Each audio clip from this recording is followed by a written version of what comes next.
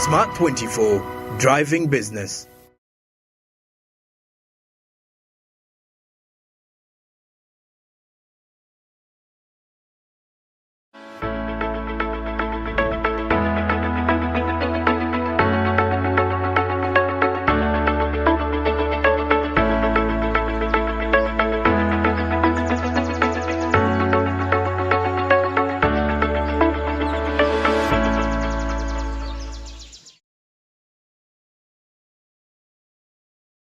They say better days are coming every other day. So we live in promises of optimism.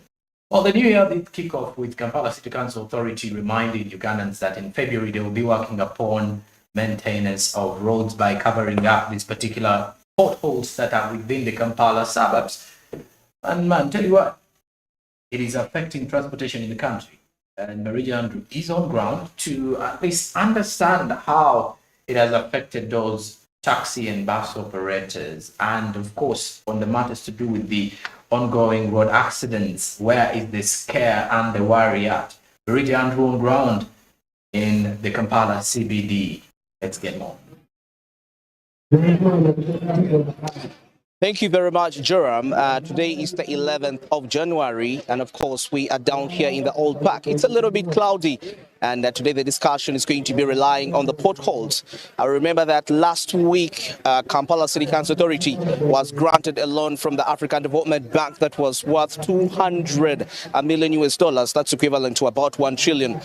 That's US dollars, and this was purpose to renovate the roads that are in town that are into a very bad state. Remember, Kampala has about 2,100 kilometers of roads worth, and of course quite a lot of them need really quite some good maintenance. You find that about 600 are really tarmacked and the rest are not really in the proper conditions. But remember, one of the people that are the most affected are the people into the commercial transportation sector, simply because, as you know, they drive these vehicles to make money, and at the end of the day, there are quite lots of expenses which are put onto regarding the poor roads. Remember, these vehicles have to be serviced after a certain period of time, after they travel a certain kilometer, but unfortunately, sometimes that deadline is not in position to be met, simply because when they go through these potholes, they damage the structure of these vehicles, and they end up incurring, of course, the extra costs. And where I am today in the Old Park, I'm with two gentlemen,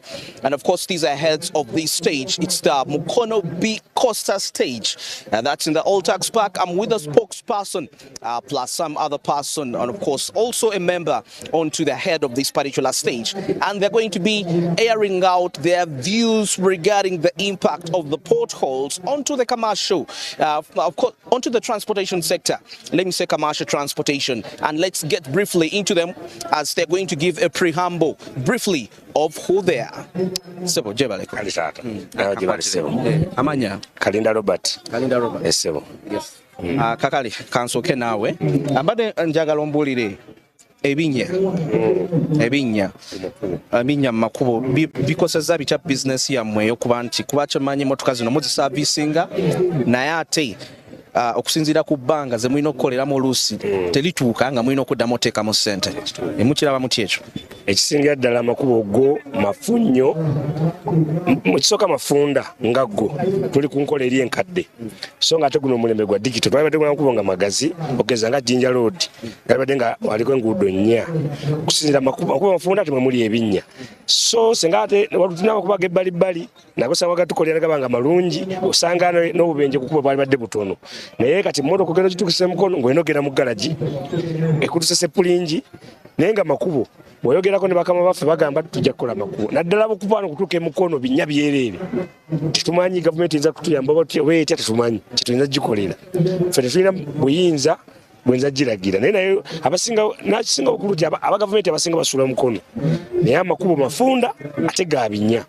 Ate kuliko emmotoka nyingi, sise ziri emmotoka zedda zalinga emmotoka 2-3 kati emmotoka esinga obungi nyingi, n'abantu beeyongera obungi, naye ate amakubo tuli ku nkola nkadde. Tusaba gavumenti tugaziyizeeko ku makubo n'ag'ebbali egakole gabeere malungi. Okusinziira ku kyabaddewo eggulo, amazzi gazze ne gasala ekyambogo enguudo zikutene lufa kyokka nga ate ezebbali ziseerero kamala bukubo bufunda so senga ageyo bbali gabadde malungi ojjamu tiyalibadde kubanga nze nasimbudde mukono kusaawa emu n'ekitundu natuse mu kibuga saawa 5 kitundu naye nga ndeese bakozi naye nga kiva ku makubo ti mafunda ate agebbali tosobola gaddukirako nga enkuba etonye mu bwetyo essebo maybe ekibuuzo ekirala njagala ombuulire ssente mmeka ze muteekamu buli motoka lwekosebwa ng'eyise mu binnya ebikyamu kubira omulabi ekifaananyi kati zino ezaffe costa zikutwala nnyo sepulingi sekabuzooba sepulingi ya meni ya mitwalo 10 n'ekyo sekabuzooba za mitwalo 88 naye tebereza luutu gy'otutte ya mitwalo 8 ate kudde sepulingi ya mitwalo 15 kati n'olaba nga tulinga bali mu muzannyo eno si tekyali bizinensi oba tuli mu muzannyo kati tusaa gavumenti tugikubye omulanga etulongoseza amakubo kubanga emmotoka saavisi ogikola atwala sente nnyingi okusinziira te ku makubo ngambye sepulingi ya mitwalo 8 sekabuzooba then sepulingi mitwalo 15 route ya mitwalo 8 ogenda okulaba nga tokola oba tokola okusinza ku makubo kyegakwononedde emmotoka n'amafuta genyini okozesa mangi olw'ebinnya ebyo byennyini kubanga watambudde jjiya namba 5 otambula namba 2 kitegeeza wonooba ku mafuta ekinnya n'okigwamu sekabuzooba bwetafa sepulingi yeekutuka. Now that's very interesting. Just a little interpretation for our viewers around East Africa, Tanzania, Rwanda. They are saying that, you know, for example, most of the maintenance costs, for example, the shock absorbers and of course, and other related maintenance, you find that they cost about 80,000 to 150,000 Ugandan shillings. And you find that that's the money he's going to make on a route of transportation to the people. So when you balance up everything, there is no profit. So that means it's coming to a loss, and it's all coming due to the poor roads. Now I'm going to get straight to the spokesperson of this stage as he makes a preamble shortly. Asebo Jebaleko. Kalisibu wasoti ya amanya mwebaze Moses nze sekamwa w'ekibiina kye bayita Unified Medium Omnibus Operators Limited era njagala kubebaza olw'okujja wansi ku ground okulaba embeera gye tuyitamu n'okukulisa omwaka omukadde n'okutandisa mukulu Joramu utumiddeko naawe webale kuyita mu mwaka okutandika omupya ssebo esibu kale kati ku nsonga y'ebinnya bino tubulire engeri gye bibakosezzaamu mu bizinensi yammwe ey'ebyentambula. Amakubo mabi nnyo ebyaddala okusinziira amakubo gaffe ge tulina e Uganda emmotoka zaffe ebiseera ebimu nnene ze mulaba naye nga tetulina we tuyita. Olaba ennaku zino obubenje bungi lwa makubo mafunda oludda myala nga tegiri kavadi ebinnya biyitirivu tolina w'osalirawo emmotoka bw'ogezaako okusala ekinnya ogisuula mu mwala. Eggulu ekyewunyisa mukulu Andrew twavudde mukono saawa 12 enkuba bwe yatonye twayingidde ekibuga saawa 6 ez'emisana 12 twatikiddemu ku makya ne tuyingira Kampala saawa 6 we tugezaako n'okusalinkiriza okuyita ebbali eyo nga wona wakutte tewali muntu yenna waseerera amakubo mafu. Kale n'olw'ensonga eyo tukoseddwa nnyo. Bw'otunuulira Jinja Road lyekkubo erikyasinze okuba bizi, lyekkubo eriyingiza buli kyabugagga ky'eggwanga, naye lyekkubo erisinga okuba ebbi. N'olw'ensonga eyo ffe tugamba ki? Tusaba gavumenti eveeyo kubanga ku bajeti y'eggwanga bw'eba etematemebwa minisitule y'ebyentambula eweebwa bajeti ebikwatagana n'amakubo gano okugalongoosa naye tegafunye saaviisi nga bajeti nga bwekola ki nga bwefuluma. So n'olw'ensonga eyo tubadde tuteesa nga tusaba minisitule wa Works and Transport omukulu General Edward Katumba Wamala aveeyo nga kwatagana n'ekitongole ekyo ekya UNRA ekyo ekivunaanyizibwa mu kutereeza amakubo nga kikulemberwa Allen Kajina baveeyo balabe nga amakubo gano Munnayuganda omuwi w'omusolo ng'aganyirwamu buli kimu kyonna ng'amakubo malungi. Bw'otunuulira amawanga agamu nga Tanzania olaba amakubo Kenya ng'amakubo ebyaddala malungi, naye wano e Uganda ffe tusaba gavumenti abantu oluusi beeronda neeteeka mu bifo ebyo ebivunaanyizibwa oluusi be batatutte buvunaanyizibwa bwabwe, naye n'ogenda n'osanga ekitongole kya KCC kikugamba nti kiri mu kuziba amakubo ebinnya naye nga sente bafunye biliyoni ne biliyoni naye ebinnya baleeta ttaka ne bayowamu myezi ebiri enkuba bwetonya era ekinnya ne kidda naye nga sente nnyingi zebakoze eki sente zebafunye kale ffe tulaba sente zaffe nga b'emisolo nga tesirina kyekituyambye mu mbeera efaanana bwetuse. Kakati maybe ekisembayo nga tunagenda ku solutions nkubira mu kafaananyi lunaku ki okyali kituuseeko nga emmotoka yo oba yagwa mu kinnya ne wesanga ng'ogenda teekamu ssente nnyingi olinamu experience eyo? Buli lunaku kankubuulire buli lunaku bw'oba omanyi obulungi ekyambuga awo ebbanda awo ku paaka gye basimbye awo olaba emmotoka zaffe zikutula sepuringi emabega ogenda tuuka emukono nga muganda wange bwakugambye otudde emitwalo 8 naye ng'ekutudde mayini sepuringi ya mitwalo 15 ekutudde sekabuzoba ya mitwalo 8 naye otudde emitwalo 8 amafuta tegannaba kuvaako. Kale kwe kugamba singa munnayuganda nga bwe tuli mu nsi yaffe buli kimu n'abanga afuna saaviisi mu butuufu bwayo sente nyingi zetuteekamu naye ate tukola nnyo ate tetufuna naye nga sente ziwunzika nga zisigadde mu binnya mwe zigendedde omwo. So n'olw'ensonga eno tukuba omulanga eri gavumenti eveeyo erongoosa amakubo nammwe abali mu buvunaanyizibwa mu ofiisi nga General Katumba totuma butume muntu nti genda mulongoose ekkubo ly'ejjindi. Abantu bano bayinza butatuukiriza kyobatumye okukola sente bayinza okuziisaawo ebbali genda olabe ekiri wano saapolo wano wabi nnyo ebinnya emmotoka kadisensi katono naye mufugirawo eddakiika 5 lwakinya ekigere tekiva ku break olw'ebinnya.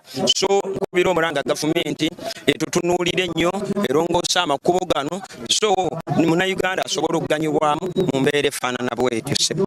Alexebo tweyanziza nnyo obubaka obwo mukama wange obubaka obusembayo nkubira gavumenti omulanga kubanga tuba omusolo ate omunene kubanga emmotoka eyo tusasula licensi sadipate byonna gavumenti manyi ejjako omusolo amafuta byonna ejjako omusolo naye naffe tulumirirweko kyakatono ake tuba tugenze nako tusobole okukafisa tulekatekate mu galaji kukanika mu mmotoka zaffe tulabe nga taffe tufuna abaana basome abaana beyagale eggwanga litambule tweyanze mukama wange mukama waffe tweyanza nnyo endowooza ezo. And of course these have been opinions of the different stakeholders at here Mkono B Costa Stage articulating factors how the potholes are affecting and of course their transportation business. Remember, these are people into the commercial area, the commercial sector of transportation, just unlike other people that drive these vehicles just for, can I say private consumption, but these are public consumption vehicles. And you get to realize that there are certain specific roads they have mentioned which need to be worked on. And of course, giving an example of Chambogo, that side. And of course, this is with a live example of what happened yesterday when it rained heavily and the water literally crossed over the road. And remember, when it rains over, it washes away most of those layers and that creates a pothole or it weakens the material in which that road was manufactured. And I think that still comes back to when contracting the different personnel, the different companies that come to construct up these roads to ensure that there is a standard that is being constructed that can support both heavy vehicles and light vehicles. And that will be in position to actually solve the challenge that is happening now. Around 16th October still, Kampala City Council Authority signed a memorandum of understanding which by some agency that was in Britain, actually, I remember. I think it's called Kelos. Yes, and it was funded by the United Kingdom Export Fund. So, and that was still to renovate the roads that are within Kampala as quite a positive, something very important to see here. As you see, the Old Tax Park, quite so many vehicles are here, but some of them are not really in the best state. And of course, probably I would request my camera person to show you around. You take a look, of course, and you see most of them are not really in the right state as that, but that is still attributed to the poor roads. As they fall into the roads, they come out, that becomes a little bit a constant, and in a way it affects, and of course, productivity. And remember, the money which you could have spent probably on other ways to try to improve your business into your vehicle, you are spending it on maintenance, on unnecessary, of course, damages which happen due to the poor roads. So explaining that situation whole there, as you can actually observe it right there. So those have been the opinions of the different stakeholders, of course speaking on behalf of the different drivers, regardless of whether taxis, whether coasters, what they experience is always the same. It falls in the same bracket. The only difference is the vehicles they drive. These people, probably the coasters a little bit much more expensive in terms of repair as compared to the taxis, because they carry less people in there, and of course not so many is involved into them. So that is the situation right here at the old taxi park, as we are trying to get to understand the impact of the potholes onto the transportation industry. And of course quite some other areas need to be worked on. And of course, areas like Mulago area, talking about the industrial area, a very busy area, and it needs really to be worked upon. Sir Apollo, of course, has been one of the cited areas that need to be specifically, of course, worked on. And then we see how it goes on. Probably, let's wind up with this. I'm going to still interact with them regarding on what roads they think specifically should be maintained. Ekisembayo makubo chigwe golowooza agali specific gogamba nti KCCA webeddaabiriza esooke na gano era nga go mukulaba kuko wegabanga gakoleddwa ebyentambula bijatterera mu ggwanga. Amakubo tulina amakubo nga ddala gayingira ekibuga okuva mu nsi ez'enjawulo okuva Kenya nga Jinja Road, Mutukula no Masaka Road. Tutunulira aga mu Kampala kubanga KCCA eddukanya amakubo agali mu Kampala gali UNRA yegakwasaganyako. Etukole waliwo Nasseeri kolege tukamu kati binnya byerere etukole wagule Nakaserere bwite Nakaserere Kololo ogenda Kololo ku golf course wali aye binya byerere motoka genda kukakana kutukase Prince waguse naye KCCA nga gakola bugolobi mabinyo kinawataka mbinyo mabinyo KCCA etalikire kwago isebo kale amakubo agalina okukolebwa 6 Street, 7 Street, Bugolobi, Kinawataka, ezo n'enguudo mbi naye ng'ate nakawa wano waggulu boyite mabega eringa wali poliisi enaggulu ku ddwaliro awo ate awo wabi nnyo kubanga ate ffe gye tutemerako wano jjamu ayinza okukwata naye ng'ate tutemerako eri.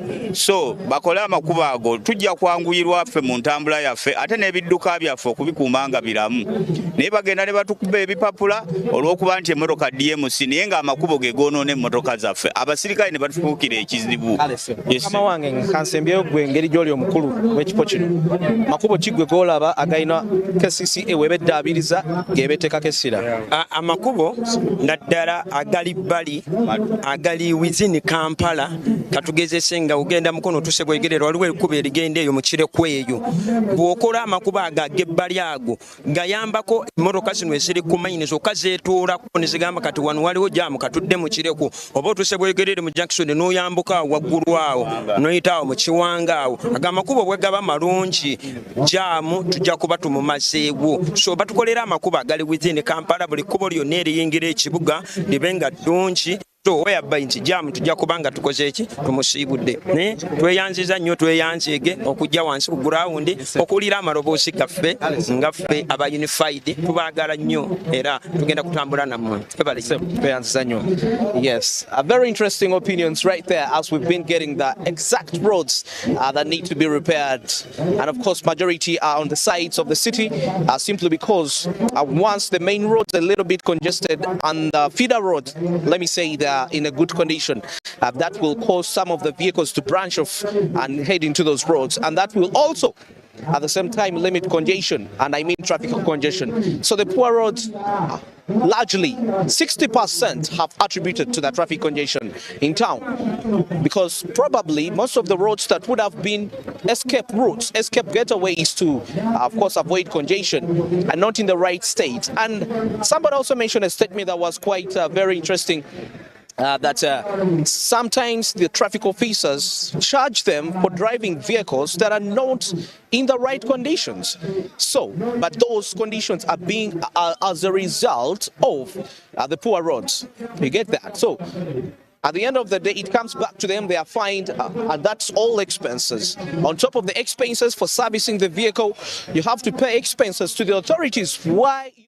In fact, giving us more of the understanding of what is coming in from the world of the bus operators. And it's something that you should as well understand that, well, the bus operators or others who are basically into the transportation sector are definitely carrying a lot of costs. And one of the reasons behind it is because of the fact that there are potholes within the city and, of course, maximizing those particular profits that they have to fit in at the end of the day, making it even worse for them to survive. But of course, Kampala City Council Authority did reveal that they will be working on these potholes and road maintenance to curb some of the accidents on the long run as well, to ensure that there is a smooth running of the transportation sector in the country, and as well as so those who are in the transportation sector in Uganda should as well be reminded that 2023 may be a fruitful year for most of them, despite the fact that, of course, business is not something that easy to publish. But as I'm signing out to, as well, I should be leaving you with a message regarding investment. So you should be able to search out for investment opportunities, and Zabu, a platform by Altex East Africa, is providing that investment opportunity for you. Use the USSD code *292# today and follow the prompts to learn more about other available products plus the government bonds that are available for you to invest in. Zabu is a platform by Altex East Africa, and with the markets opening up at 8:15 a.m., remember they also close at 3:15 p.m. East African Standard Time. So be part of that ever-growing journey of Uganda's financial market space and engage in the daily activities that do come by. Zabu, my money, my future. Altex East Africa says, do something new. So you can definitely choose Zabu. The markets open at 8:15 a.m. and close at 3:15 p.m. East African Standard Time, and they're only closed fully during the weekends and on public holidays. What a day it does look like. It is here on a brand new one. Smart24 TV wishing you all the best throughout your day, but stick around. We do have Financial Markets with Anthony Sebale coming up shortly at 10 a.m. And later on will be Yuki Tukole at 1 p.m. Skill Up comes up at 4 p.m. Then Jenkolila with Hassan Duka at 6 in the p.m. before I do return in the night with business today. But also there is the point at 7 p.m. with Anthony Sebale. Of course, key points of the economy are discussed on that same program. Keep it Smart24 TV. DSTV is channel 372. GOTV is channel 394. Then you can go onto our YouTube channel, Smart24 TV Live. Please do remember to subscribe because we are on to the journey of 2,000 subscribers. Well, should I mention as well, our website is www.smart24.tv, and then you can as well link with us on LinkedIn. I'm Jerome Paul. So I'm on Twitter, Facebook, Instagram. Have a blessed day. See you, Burundi.